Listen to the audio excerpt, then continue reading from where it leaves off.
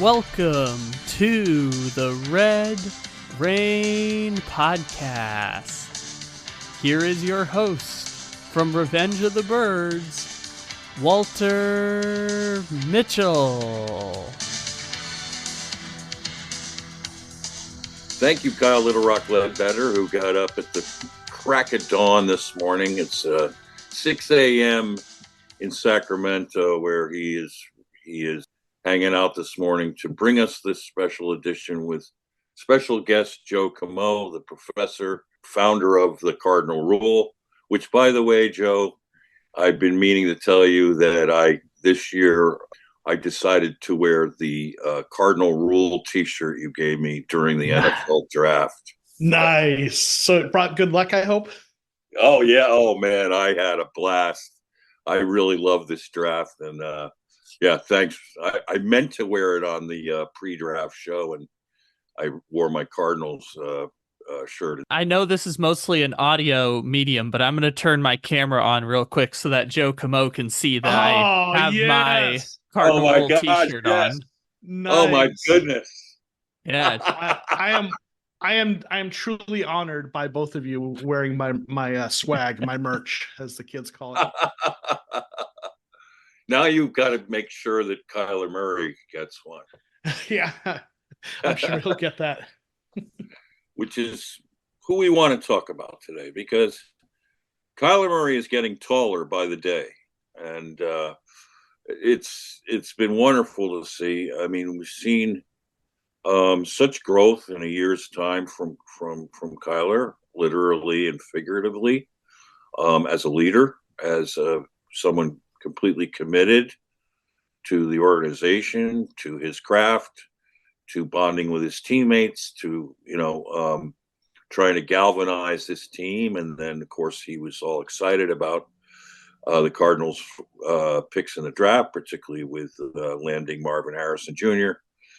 Kyler had tweeted out before the draft he's felt something special coming, and these are exciting times for the Cardinals now that Kyler is very much in command. Joe, give us your thoughts on the growth you've seen from Kyler. So, I have been a staunch Kyler defender for a long time, and I'm going to stay consistent with kind of my view on that. I do think Kyler has gone through natural maturation you would expect a young man in his 20s to go through, like anyone. We think of the Cardinal great Larry Fitzgerald, who talked about his own maturation in those years. And we think what a great leader, he has been for the Cardinals over the years, but he himself acknowledged his own kind of maturation. And everyone in that age range has to go through some. But I actually think the bigger changes have been within the organization and the perception outside. I don't think there's been this drastic change in who Kyler Murray is. Sure, he's gotten a little more savvy of how to work with the media. He's probably become a little more mature, like I said.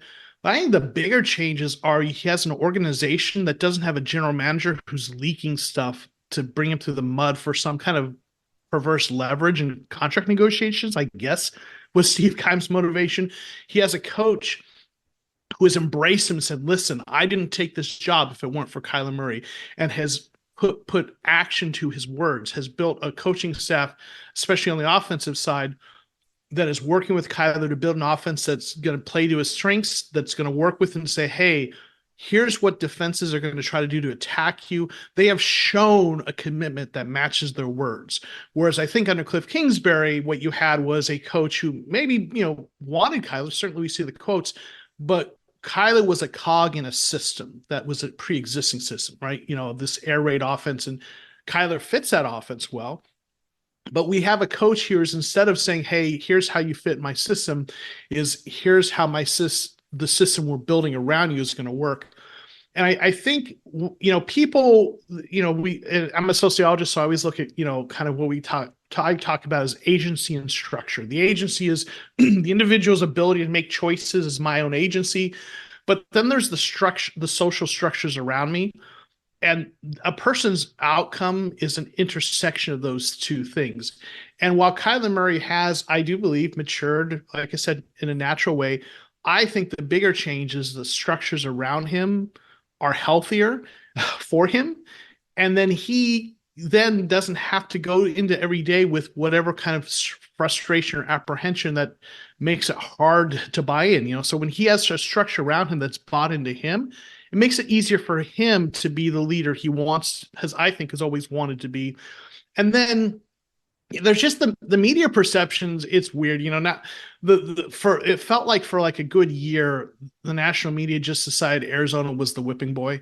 And now it feels like they've moved on to other whipping boys. And with the positive perceptions of the drafts and how gritty the team was and all the things, that the momentum going in a good direction, it feels like the national media and even the local media, perhaps to some degree, has shifted their perspective. And I think perceptions have shifted as much as anything.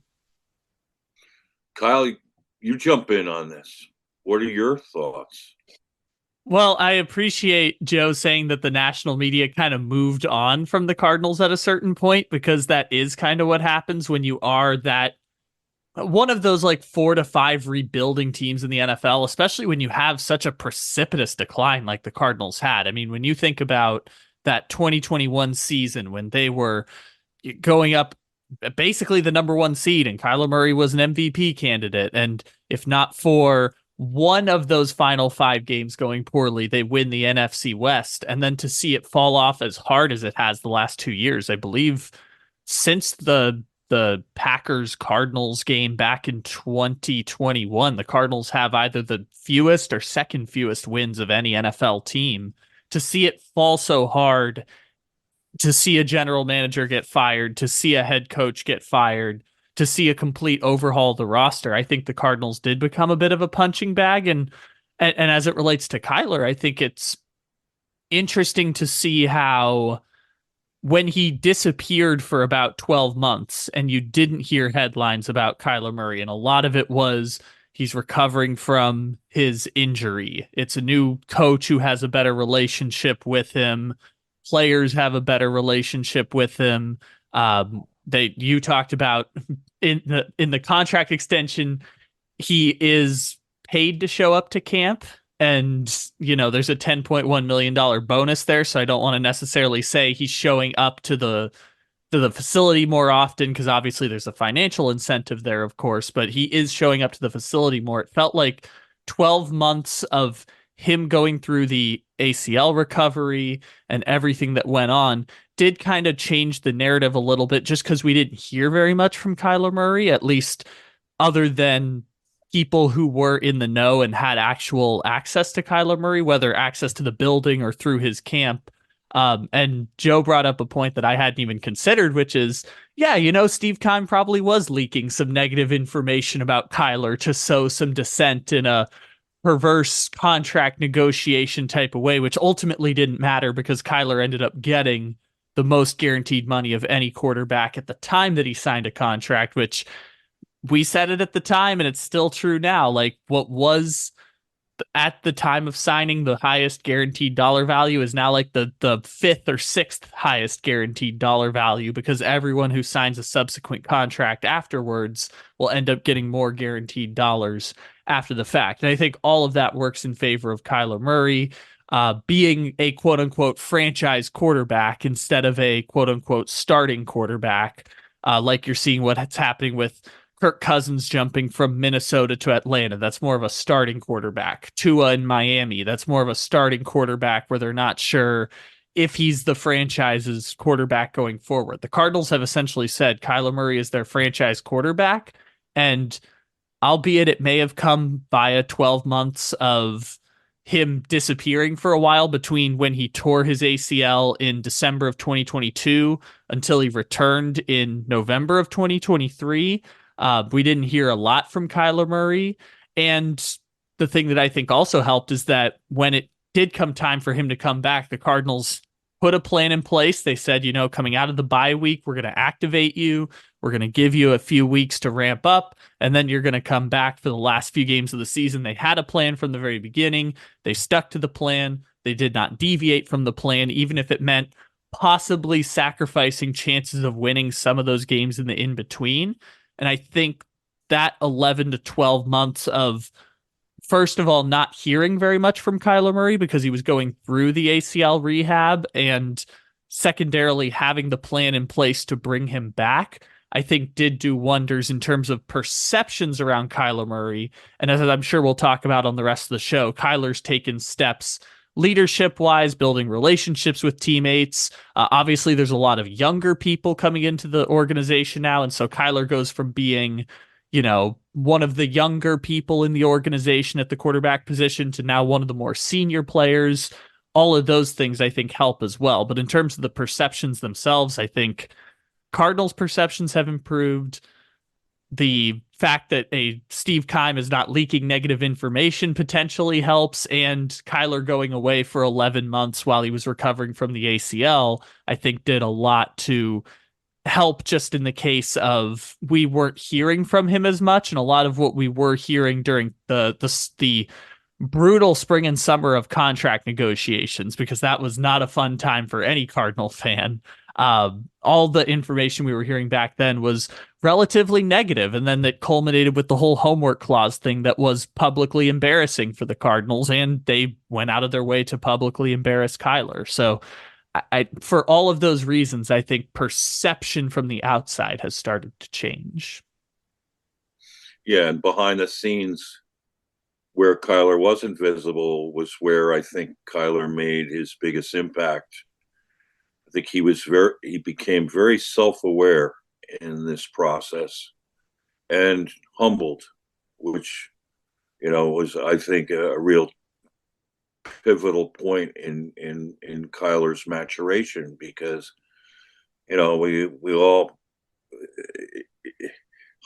being humble about, where you are in life is often, I love the quote, keep your eye on the stars and your feet on the ground. And, sometimes people get away from the feet on the ground part. And, it's too bad we didn't see that kind of commitment from Kyler in 2020, 22, because we would have never known. We had a really good roster then, and we had JJ Watt coming back healthy and all that.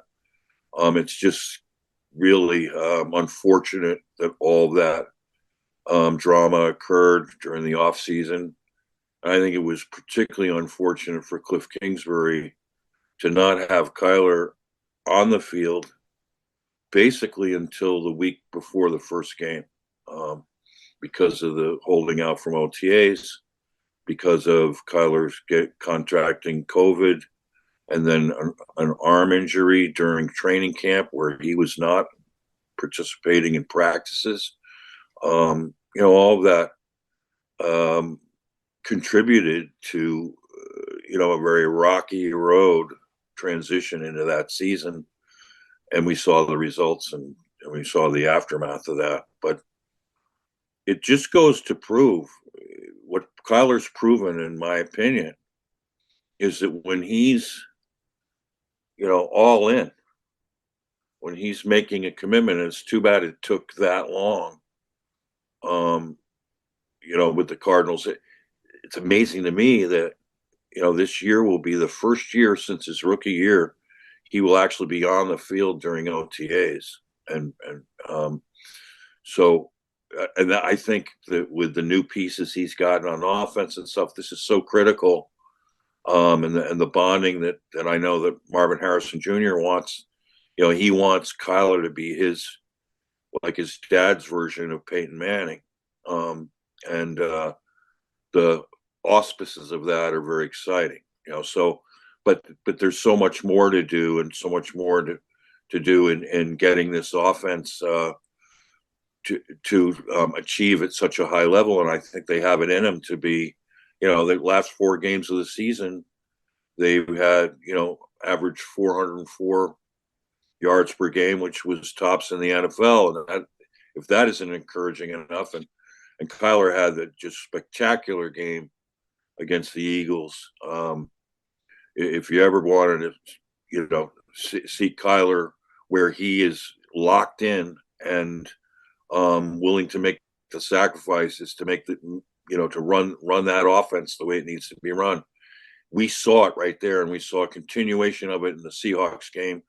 And that for Kyler to end the season on a high note, even though it started in midseason, is a positive in itself too, because now we've seen Kyler play well in December and January when we hadn't seen that previously. So, but I thought too with the media, I saw a remarkable difference with Kyler. The humbleness shown through. I thought he was very self-reflective, very honest with himself, particularly after games. Wasn't pointing fingers. He's looking more, what he could do. Ask not what you can do for your country, etc. He was asking himself what more he could do for the team. There was just this natural ease about him too, where once there was awkwardness, there was now a sense of poise and sort of mature consideration that we hadn't seen in the past. And I'm just very excited to see where this takes Kyler now. This will be 2 years in a row that he's there every day. He did a tremendous job of rebuilding relationships behind the scenes while he was rehabbing. That was a critical component because, he had to win some teammates back over, like Kelvin Beachum, who had said before the season started, took the risk of saying that, we need more maturation. And I think that Beach, did it in a very thoughtful manner, and a constructive manner. It wasn't to bash Kyler. It was to make a pitch to him. And Kyler hit the ball, in my opinion, out of the park with that pitch because he looks more mature. He looks more in command. And now comes the consistency part. Can the consistency of the Cardinals offense continue along the path that they generated over the last 4 games and maybe even take it to some higher levels? Your thoughts on that, Joe? Yeah, I mean, and I think the maturation, again, I'll say the organization's growing up is as, if not more important. Like I said, Kyler, certainly he went through I think Kyler was just always kind of a shy sort of a guy who, was a little aloof. And he's becoming more natural in those ways that you mentioned in that regard, more comfortable with that. But at the same time, again, having grown-ups in the room, it's easier to have good relationships when the people on the other side are also, not Steve Keim, shall we say, and the ilk. So I think having a coaching staff and a general manager that also are kind of themselves more mature really helps everyone to look better. And I think Kyle made a point that I want to kind of real hit back on before, and then I'll kind of pivot to the offensive things that you're talking about in terms of the actual schematics and such. The younger players coming in, I think, is a big part of this. I've said for a long time, I think as much as anything, some of the stuff going on with perceptions of Kyler are generational disconnects. I work as a professor. I worked with, college students for over a decade, almost a decade and a half. So like I every day am around people who, are in their 20s, right? Late teens, early 20s. And Kyler's kind of personality never bothered me because I have students who are just, it's kind of their generation. They're just a little bit different in how they approach things. It's not bad. They're good kids. And I do think there's a certain degree of just a disconnect where some of the older generations, even older generations of players, one generation before him, maybe just have were brought up differently. And, that's not better or worse or just different. I think some of it is just that. And I feel like even though I'm Gen X, I'm old, because I spent a lot of time around college age students, I feel like I just didn't see Kyler's kind of personality as problematic.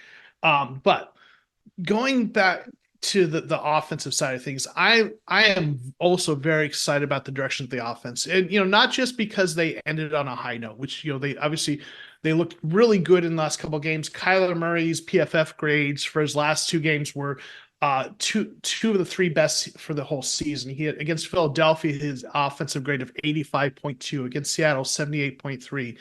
lot of positives there. But I'm also looking at the fact that they're finally able to kind of start to build the pieces that they want. Monty Ossenport came in his first draft, knocked it out of the park, in my opinion, with a lot of solid players all through, from day 1 through 3 that contributed.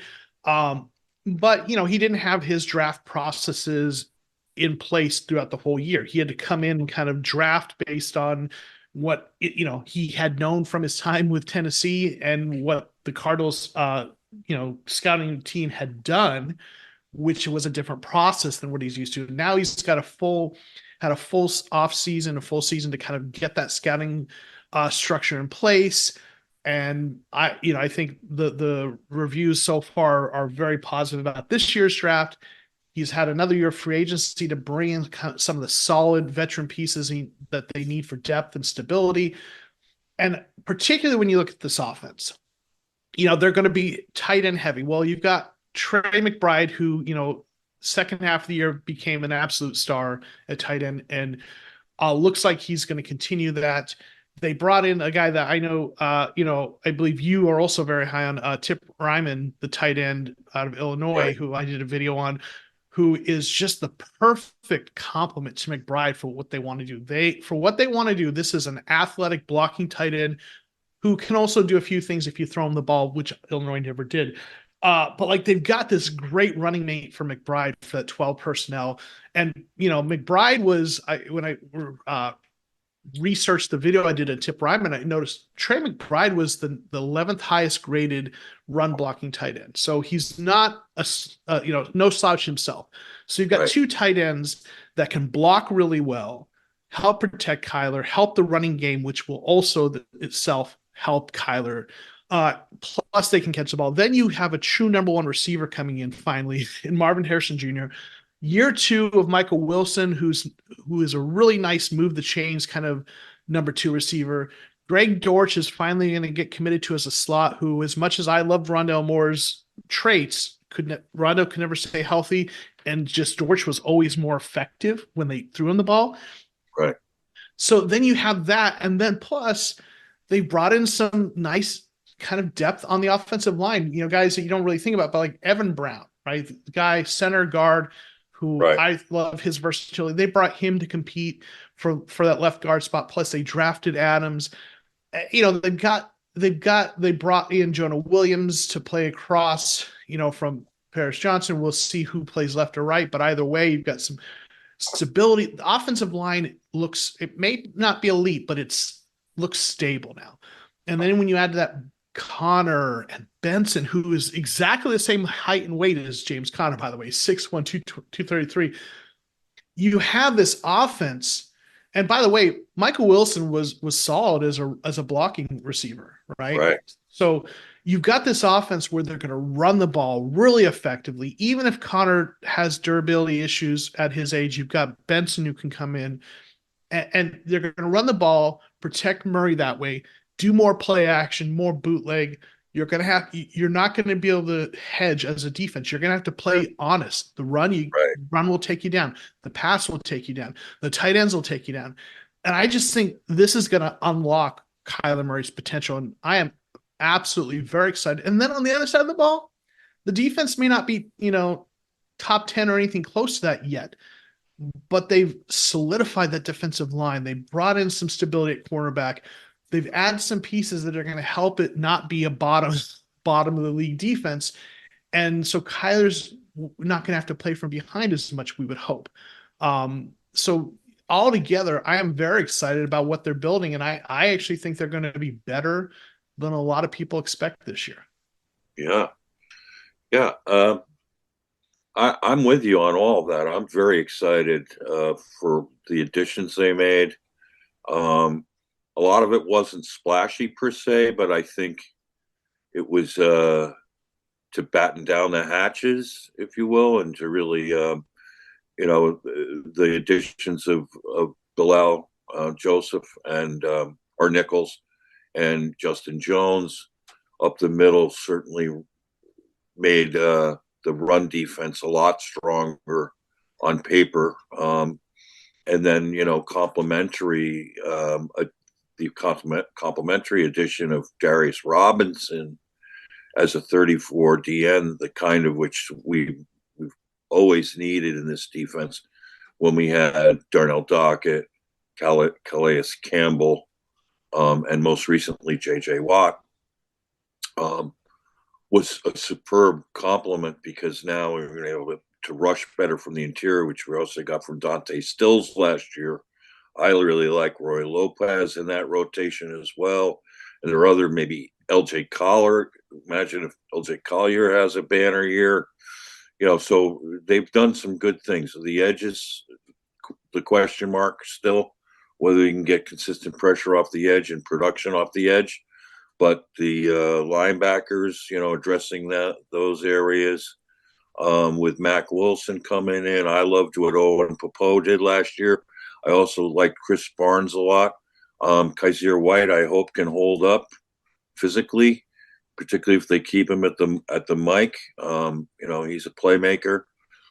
So there are additions there. And I love this young secondary. I hope they do what the Chiefs did and play the young players and stick with them. Don't, if from now and every now and then one of them has a tough game, don't let that stand in the way from staying with these young players, because for the first time too, we have multiple options of covering the slot, which in our division we have to cover 2 slots in every game, with Kupp and Nakua on the Rams, with Lockett and Smith Najigba on the Seahawks, with Debo and Ayuk on the 49ers, and then of course they every now and then put McCaffrey in the slot.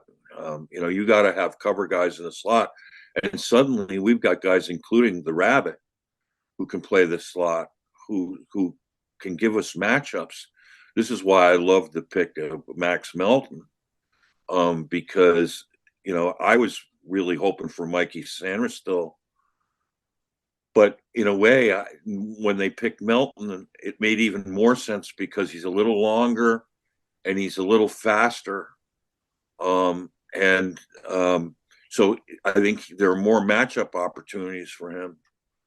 And then tabbing Elijah Jones, who can cover the bigger wide receivers, and he's really good on the boundary. I mean, there's just really such exciting depth there now, young depth. And I've always been high on Catrell Clark. I think he can play the slot. He can play outside. Catrell Clark in 9 games, at the end of the year, by the roster at the end of the year, he had more tackles than any cornerback on the roster at 42. And then he had 13 assists too. I mean, this kid tackles. He's a baller. I hope they don't, I hope they stick with him. And Garrett Williams should be coming back healthy. He can play the slot. He can play outside. I also think he can play in cover 2 on the back end, as he did at times at Syracuse. So they have a defensive backfield that's versatile. And, Wilson, Max Melton calls himself the chameleon. He can adapt to any situation. I love that. So we have a chameleon, we have a rabbit, we've got, anthropomorphic names for these kids already. And, that's all so very exciting. And putting this all together and it's going to be a young team, but young is fun when you're building and rebuilding. And, I was one yesterday who was kind of pushing back on the notion of bringing in, Zay Jones from the wide receiver, because he's coming off a PCL. He's had a down year in 9 games. He only had 324 yards. He's pushing 30. And the thought, here's my thing on that. I got a lot of pushback. Everyone's like, are you crazy? You don't know football if you don't think the Cardinals should sign Zay Jones. But here's my thing. is that about this is we've been learning this. I mean, name me one veteran wide receiver pushing 30 or over 30 the Cardinals have signed that worked out. And it was always at the expense of younger receivers they drafted or had in camp who were knocked down, in terms of reps, knocked down in terms of snaps in games. All for what? And also all the times we had to, these players were older and couldn't practice all the time, and they're getting days off from practice. And when you have an older veteran who's been around the league, like Zay Jones, it's really tough to have him on a depth chart behind rookies. And, I was so encouraged by the addition of Tajon Palmer. I mean, if Zay Jones comes in and they cut Tajon Palmer, I'm going to be out of my freaking mind. Particularly if he gets claimed by somebody. There were 6 teams very interested in Tajon Palmer. The Packers, the Cowboys, the Patriots. There are a number of teams lined up who really like. I mean, he's 6'2", 210, can run a 4.45. Amazing thing about him was he told scouts at the pro day, I'm going to run a 4.45 for you right now. And he ran a 4.45. I mean, at his size, and his tape looks fast. I mean, he was gathering steam. I mean, I think the Cardinals disappointed a lot of teams at 191 when they tapped him. And, I'm just sick and tired of this infatuation with older wide receivers who, Michael Crabtree, remember that episode of Cardinal lore?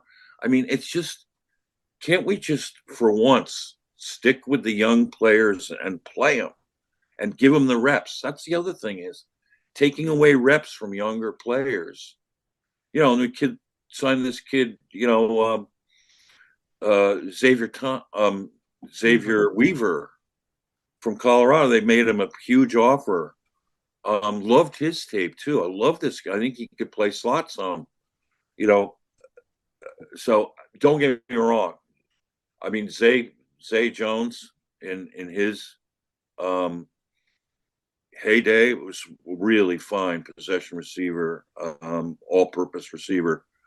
It's just, the timing of this, and to think of him getting reps in front of these younger players, I'm finding a little anxiety causing. I'm not going to lie to you here, Walter. I literally don't remember Michael Crabtree on the Cardinals. I literally cannot remember that ever happening. Well, it was quite forgettable. So yeah, it was about 2 weeks.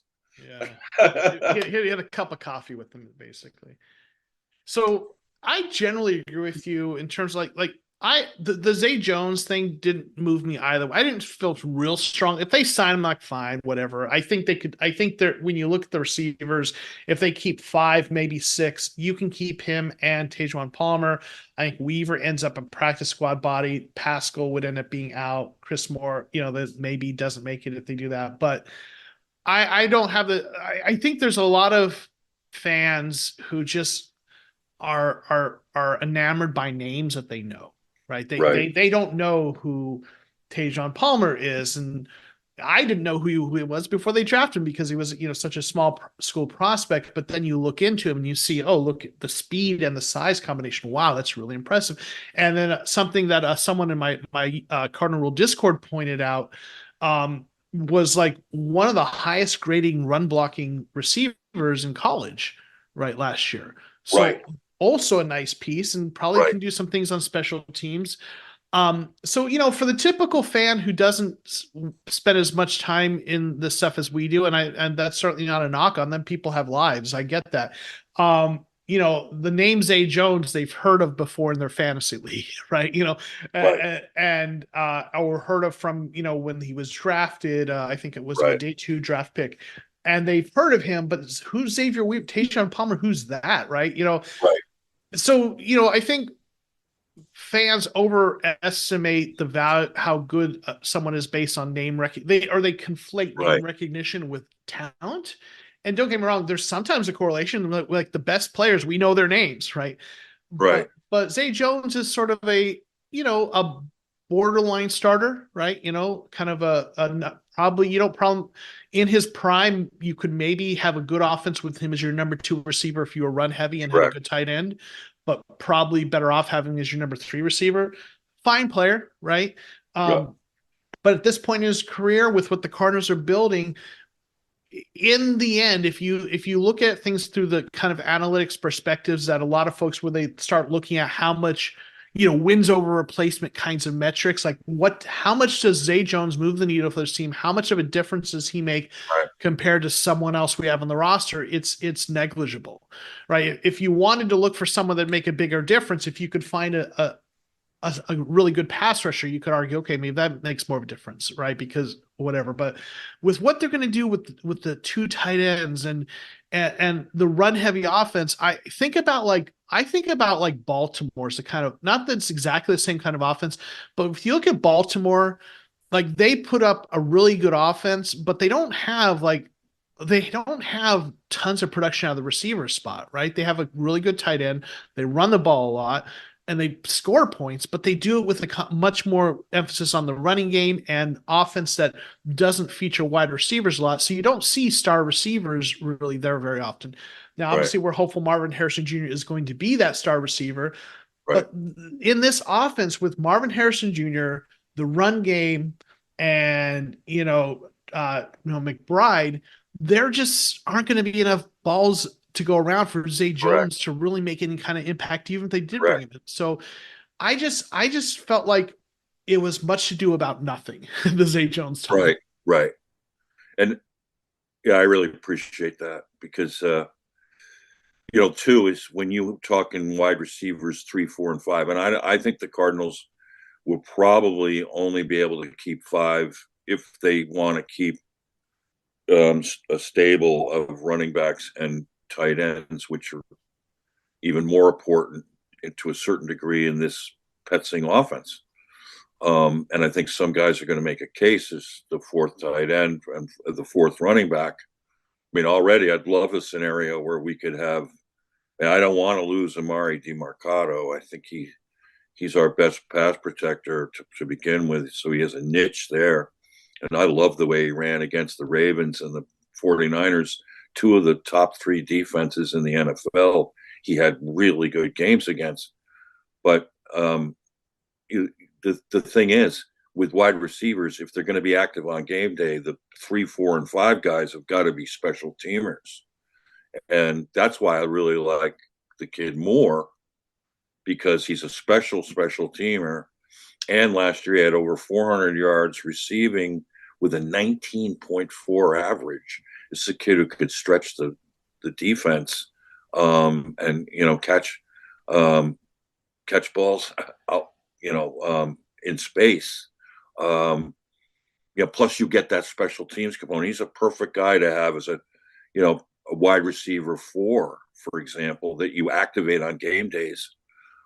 Zay Jones at this point in his career is not going to help you on special teams. But you also have, I think, Tajon Palmer would be fantastic on special teams. And I also believe that, Greg Dortch, when he I think they'll have a special role for him whenever they need a big punt return or something. And they want to put it in his hands. So, we got that component. What's interesting too is that Joe, did you see, and Kyle, did you see the Cardinals posting of the Rod Graves Award? I did not see that. No, I did Okay. not. All right. So it came out, I think, this morning or was last night. It's so awesome. It's a video of while the Cardinals were on the clock at pick 191. Monty Ossenford gathered all the scouts in the room and presented the 2024 Rod Graves Scouting Award to Cardinal scout Alfonso Knight, who was instrumental in recruiting or scouting Tajon Palmer. And so they handed him the phone to call in Tajon with the pick. which was, I had goosebumps watching this. And Tejan knew right away who he was. I mean, the life of a scout and the bonding that they do with prospects they love and have been chasing all over the place. Like Alfonso Knight had to go, went and watched Tejan Palmer at the Hula Bowl and then followed him to the East West Shrine Bowl, where he developed a rapport. And of course, we had two coaches there. Drew Terrell, the wide receiver coach, was the offensive coordinator of the East squad. And so he saw and worked with Tejan, and also we had Spencer Whipple over on the West squad as wide receiver coach, wide receiver tight end, and of course, they both, all three of them, would have had a hand in too. Seeing up front and evaluating. Tip Ryman was a East West Shrine guy. Who else? Xavier Thomas, the edge player, was a East West Shrine guy. There was Miles Murphy, who they ended up signing. The long snapper Joe Shimko was in that roster. Tua's brother, who's coming in, was a quarterback there. He's going to be. He was invited to the Cardinals camp. There's one other name. Oh, the Rabbit was at the East West Shrine game. Dadrian Taylor Demerson. So, I mean, they took a little mini haul out of that experience, which is really exciting, and made a lot out of that. But they had the guys in attendance to do that. And of course, Alfonso Knight, and congratulations to him. That's a distinguished award for the Cardinals. And I'm so glad they've named it for Rod Graves. And check out the video. It's really cool. It's on the Arizona Cardinals Twitter. And like me, you might get some goosebumps when you see the whole thing. I didn't watch it, but I saw it like just kind of fly by my kind of my feed there. So I'll have to go back and check that out. Yeah, and it just struck me very profoundly that, there's something special about this pick. It's special about the bonding he had. I mean, if he winds up getting cut, I'm just going to be despondent. Just want to see now that Monty's getting his guys, throwing away a lot of draft picks. Just want to see the investment made. Sometimes it's interesting. They can hit the ground running and they make impacts right away, but sometimes it's not until year 2. And what we've seen, Joe, too, is sometimes it's not until year 4, like with Hassan Reddick. And it's particularly if you put a guy in the wrong spot.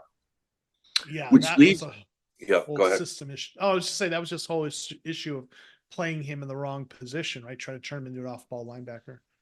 Yeah, and then finding out he was damn good at the right position and not retaining him.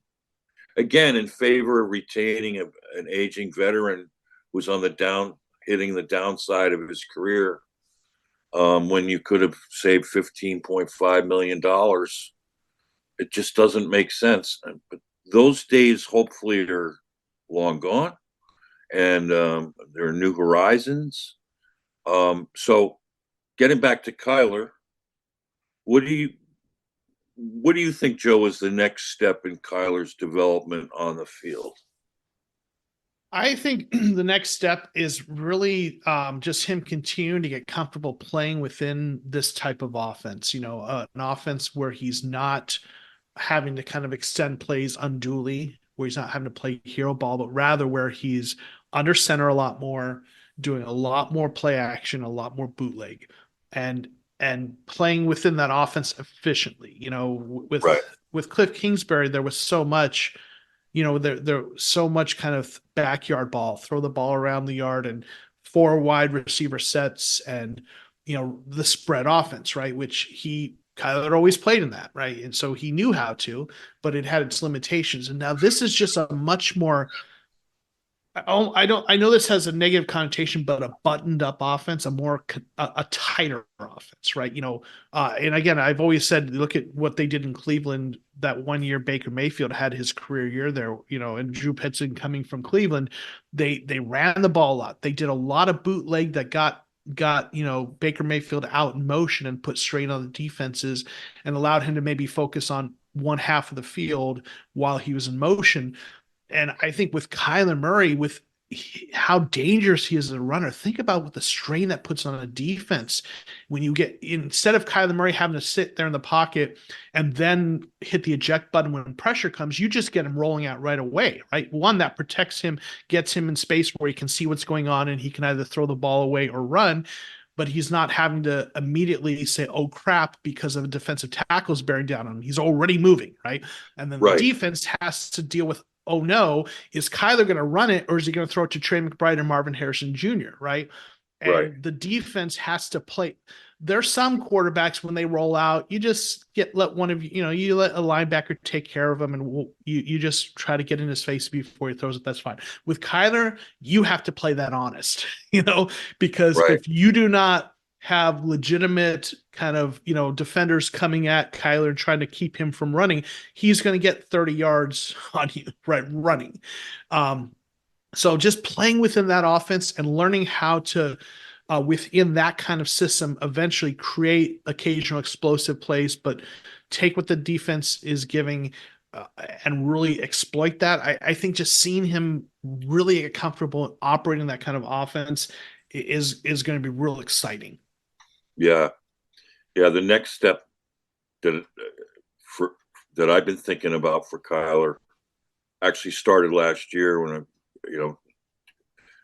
if he can learn to get better at floating, to buy that extra second and open passing lane, the way Brock Purdy does so well, that's going to be huge. Because what I was really encouraged about was, in this kind of offense where it's play action off of a running game, you really have to key on if you're the opponent. So you got to load up and against this run. I mean, it's a prolific running game.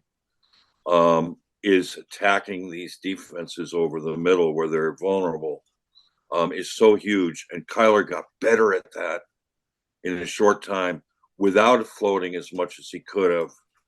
Also up the middle, I'm hoping they bring back the quarterback draw, because if Kyler keeps defenses honest from having to defend him up the middle, look out. That would instill great fear in the hearts of those DCs and players. That's the biggest thing they fear the most, is Kyler getting away through the middle. It's the most direct route. And I saw Kyler doing that a couple times more often a game, and that was really encouraging. So if he can pick up on those two things and the play action passes over the middle, to go with all the other stuff off the waggles and bootlegs that he does so well. Kyler's footwork on those is impeccable. He was a natural right away to do all of that, and has been. And then, I loved what you just said, running sprint outs every now and then with him. Get him out in space, run pass options, where you can tuck it in, maybe even get 5 yards out of it is good enough if the receivers are covered. But what's great about Marvin Harrison Jr. is his ability to shake free on broken plays. And that is one of the, as I scouted him, the way I looked at that, if you go back to that Georgia game 2 years ago before he got concussed, boy, oh boy, was he outstanding on the broken plays with Stroud, and one beautiful catch on the corner of the end zone where he deked his man and then sprinted open to an open spot. There are going to be aspects of that are going to be really fun to watch, but with Kyler and Marvin Harrison Jr. So yeah, I think that going back to why recently Kyler's growing taller every day is that I'm sure you saw this, Joe, was that the FanDuel tweeted out this who's the best quarterback from each division. Do you know where I'm going with this, Joe? Oh yeah, oh yeah. Right.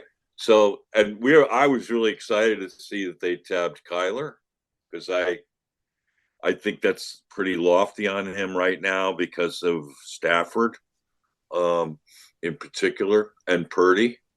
But if this happens for the Cardinals, he emerges. He has the talent to do it, no question. But they did the small diss and put half of his head on the. All the other guys have their full, photos: Burrow, Stroud, Allen, Mahomes, Love, Cousins, Prescott, and then you see Kyler, and he's at half the size, and which was really cool. That the reaction to that from I know guys like Chris Sims was like, "All right, enough of this. Right. We've had enough." I mean, Kyler Murray. In 65 games, he's thrown for 15,647 yards, 95 touchdowns. We've got 46 interceptions. Okay, but 96 to 45, 95 to 46, completing 66.6% of his passes. He's rushed for 2,448 yards, 26 touchdowns on 425 attempts.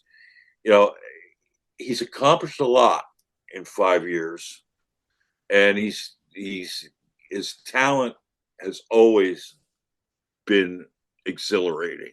And in light of the tenacious way he came back last year with the rehab and electing to play, which he didn't have to do, and to play at the level that he did down the stretch, and then even in the first game back with that unbelievable, breathtaking scramble against the Falcons, I think Kyler won back a lot of respect around the league, and by the way that he handled himself, the way that he came back, a lot of people doubted he would.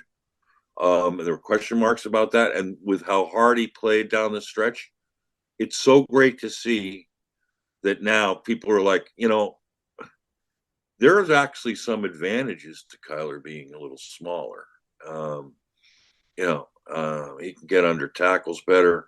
I mean, he's hard to find when you have a guy that, I remember Nick Saban saying you can't find the guy. And then when you do, you got two scouts you leave two scouts to try to tackle him, and he gets by both of them. He's so fast. Remember Nick Saban, just oozing, about oozing praise on Kyler. So when a guy like that, a defensive guru like that does it, you just know. So yeah, it was kind of a diss that worked out in Kyler's favor because, people were saying, you know what, the short jokes might have been funny before, they're not anymore.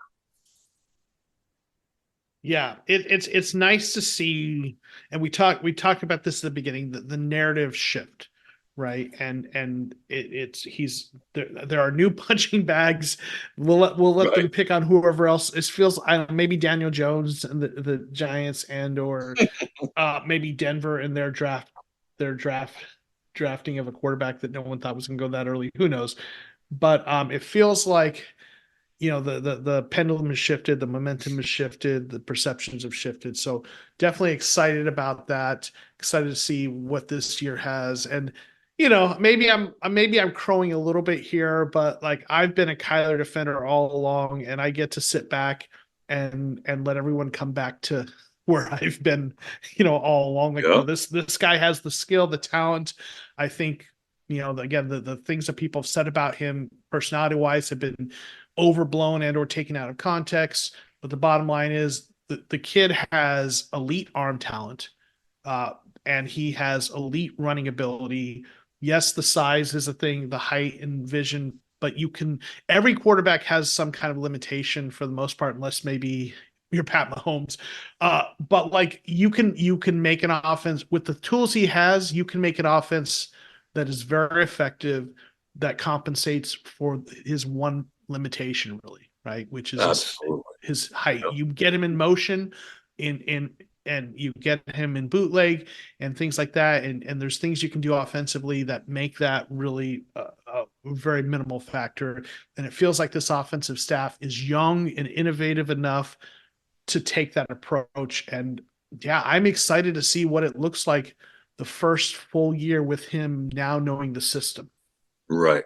And being in the building every day, on the field for the first time since his rookie year in the OTAs, all of it could lead to something very special. Kyle, your final remarks? I thought Joe Comeau's point about the Baltimore Ravens offense was very strong a few minutes ago, because when Baltimore moved from Greg Roman to Todd Monken, the thing they tried to do was break up an offense that was working within a 15 by 10 yard box. And I know Walter complained all the time about how they put Cliff Kingsbury's offense in a box, and that wasn't the most effective way to execute it. And so I think that's kind of what you're going to start to see with Petzing. I said before, Petzing has shown the ability to evolve and adapt his offense over the first season based on the personnel packages that he had. And boy, did he have a lot of different personnel packages during that first season, between the Josh Dobbs to the Clayton Tunes to the Kyler Murrays to the James Conner to the not James Conner to the Trey McBride emergence. It was a lot. So I'm curious to see what happens there. I'm curious to see how Baltimore incorporates Derrick Henry into what they were doing last year too, because that's a bit of a pivot running the ball wise. But, if you look at Derrick Henry and James Conner, if Henry's no longer going to be the 300 carry a year back, which I assume at his age and wear and tear on the body, he probably won't be a 300 carry a year guy. James Conner's a pretty good comp for the type of fit that the Ravens might be looking for in terms of putting Derrick Henry into that offense. It'll be fun to see how this all works out, but I agree with a lot of Joe's sentiments around Kyler Murray going into this season. The offense-wise, it's going to be interesting to see him get out into bootlegs. It's going to be interesting to see him work in 12 personnel more. Obviously, you're going to have Marvin and Michael Wilson and Greg Dortch and potentially another receiver kind of mixed in there frequently in packages. And it'll be interesting to see now that they have a true X, a true Y, and a true slot, or a true Z. It'll be interesting to see how they kind of piece all of that together with a pretty overall young team, considering that I looked it up, and I believe now Kyler Murray I believe he's the fifth oldest Cardinal player who was on the team in 2022. So from pre-Jonathan Gannon, I believe he's now the fifth oldest player on the Cardinals. Awesome. Yeah, thank you for that.